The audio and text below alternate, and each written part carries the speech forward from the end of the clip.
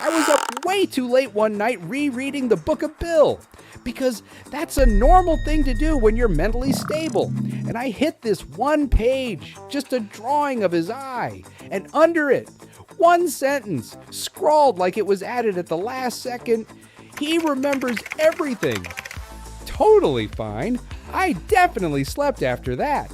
The thing is, we all thought we knew Bill Cipher, the sassy triangle with weird jokes, but that version was just a distraction. The real Bill, the one hiding in the cracks between dimensions, watching, waiting, rewriting the rules of space and sanity, that version never left. So today we're going into his origin, his mind, his mistakes, and maybe the one crack in reality he's still crawling through. Just don't blink too long, or smile back. Let's rewind back. Before Bill Cipher was turning kids into puppets and throwing reality into a blender, he was a child. Yeah, a tiny screaming triangle baby with big dreams and bigger issues. His story begins in Ukiah, a second-dimensional realm made entirely of flat geometry. His parents, Scalin and Wid Cipher, were literally named after triangles. We get it, your family's into math. Bill, though, he was different.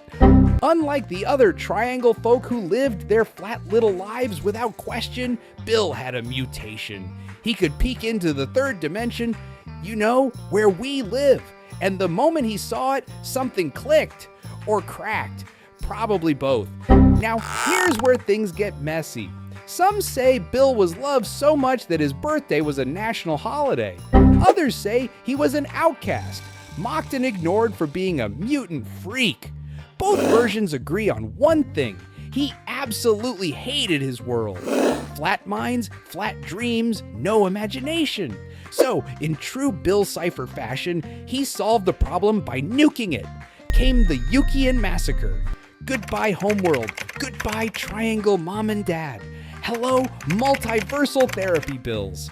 After wiping out everything and everyone, Bill just left. No tears or regrets.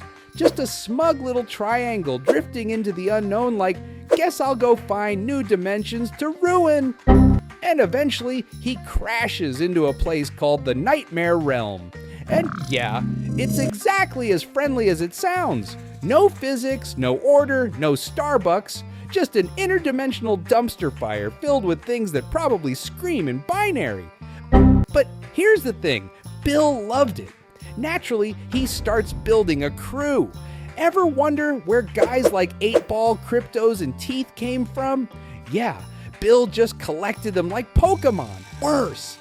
These things look like what you see in your dreams after eating too much cheese at 2 a.m. Now, the real plot twist kicks in, the Nightmare Realm is doomed. And Bill hears about a prophecy, one that says the realm could be saved if it merges with the third dimension. And this was Bill's chance to take control. Anyway, if your screen starts glitching or your lights start to dim, it's probably not Bill trying to take control. But just to be safe, subscribe. Bill tends to go easier on fans. So, back to Nightmare Realm. After settling into his spooky new apartment here, Bill Cipher did what any ambitious cosmic parasite would do. He started whispering into dreams. Because why brute force your way into reality when you can just gaslight your way in instead? His first target? A shaman named Modoc the Wise, who lived in pre-colonial Gravity Falls. And listen, Modoc was no fool. The man wore bones as fashion and probably invented the first conspiracy board. At first, Bill tried to charm him, sharing secrets of the universe, probably offering a great dental plan. And Modoc was almost on board, until he realized Bill's version of enlightenment looked a lot like a world-ending strategy. So Modoc made the ultimate play. He set himself on fire rather than be used. That's one way to cancel a deal. After that, Modoc's tribe scattered, but not before leaving behind zodiac warnings. And get this, the actual instructions to summon Bill. Why would you warn future generations and give them the step-by-step ritual? Mixed signals, guys. Real mixed signals. Enter Stanford Pines, 6-fingered anomaly hunter, science nerd, and walking red flag for demonic possession. Ford shows up in Gravity Falls after college, totally convinced this weird little town is hiding the secrets of the universe. And honestly, he's not wrong. But instead of staying cautious, reading warnings, or I don't know, listening to the literal cave walls that say do not summon, he does exactly that. Within days, Bill slithers into his dreams, pretending to be some cosmic professor with answers, and Ford got hooked super fast. The obsession takes off like wildfire. Ford starts redecorating with triangle art, lets Bill enter his mind at will, and even builds a literal interdimensional gateway under the future Mystery Shack.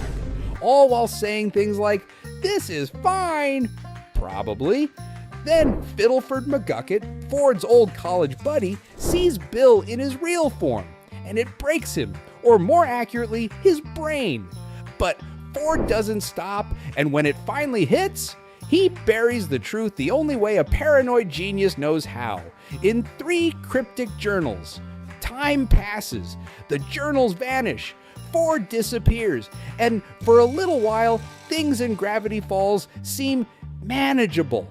Until Gideon Gleeful, local child televangelist and full-time menace, stumbles across one of the journals and says the 5 worst words you can ever say in this town. Let's summon Bill Cipher again. And just like that, he's back. In Dreamscapers, Bill makes his flashy return by entering Stan's mind and stealing memories. In Sock Opera, he tricks Dipper into a deal, yeets his soul out of his body, and starts using him like a meat puppet with anxiety. So, typical Tuesday for Bill. He's not just messing with the Pines twins for fun, though. Okay, partly for fun, but mostly he's testing them, manipulating their fears, sowing distrust, and dropping cryptic little breadcrumbs about a much bigger plan. One called Weirdmageddon. All he needs is one tiny crack in the barrier between dimensions, one moment of human weakness. And when Mabel accidentally hands him the interdimensional rift, thinking it's glitter or something, that's all it takes. The rift shatters and Bill finally gets in. He wastes 0 time. Within minutes, Gravity Falls becomes a full-on nightmare carnival where a pyramid is floating in the sky, the sun's doing donuts, and someone gave the mailbox his teeth. Normal stuff. But even at his chaos peak, Bill has a problem. He can't leave Gravity Falls. Turns out, Ford discovered years ago that the town is basically wrapped in a cosmic bug zapper for weirdness. Bill can wreck inside, sure, but expanding his reign? Not happening. Cue tantrum. He torches the journals, eye lasers Ford, builds a nightmare rave palace, and demands the secret to breaking the barrier. But the Pines family finally does something smart. Stan and Ford switch places, and Bill, the all-knowing demon, doesn't notice he's entering the wrong mind. Once inside, boom, memory gun. One zap, and he's gone. Screaming, scrambled, deleted. Stan forgets everything, and the world goes back to pretending none of this ever happened. So yeah, that's how Bill Cipher was finally destroyed. Or at least, that's what we tell ourselves, because triangles don't die, they wait. We have covered it all, and Bill gets memory blasted into oblivion. End of story, right? Yeah, no, because Bill Cipher is like glitter. You can destroy 99% of him, but one piece always sticks around.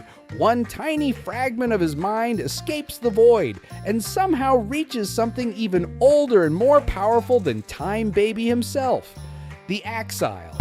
Yes, it sounds like a villain from an 80s arcade cabinet. Anyway, the Axile doesn't destroy Bill. Instead, it punishes him with something far worse than death: group therapy. Welcome to the Theraprism, a cursed dimension where multiversal criminals have to do trust falls and talk about their feelings.